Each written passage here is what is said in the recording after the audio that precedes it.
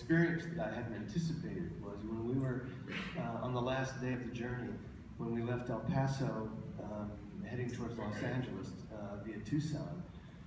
As we were leaving the station in El Paso, I was standing kind of in between two cars facing forward, and I looked out the right side of the window, and there was the sprawl of suburban El Paso.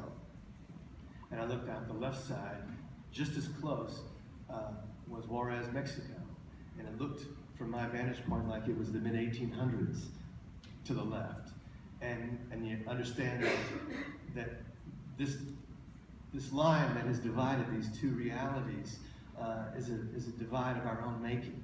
You know, if you go up into space, you don't look down and see something that says them and us.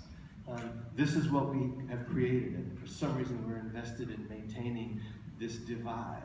And it was palpable to stand there and look at Juarez and see, for instance, as I did, somebody up on a hill. I couldn't tell if he had a rifle or not, but watching to make sure that nobody climbed over the fence and tried to jump into the undercarriage of the train from Juarez. There was no such scout monitoring suburban El Paso to make sure that nobody was escaping from motherfucking Paso.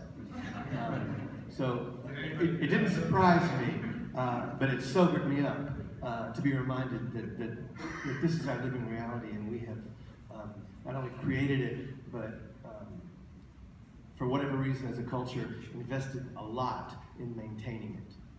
And this was in March, of course, when the Republican primaries were going on, and Trump was talking about building the wall. And I think for all of us sitting there looking at it, I'm from El Paso railway station, stand on a platform and throw a baseball into Juarez. It's literally that close. In fact, El Paso used to serve northern Mexico. So that, we were travelling against the backdrop of that. We talked about a lot of that on the train.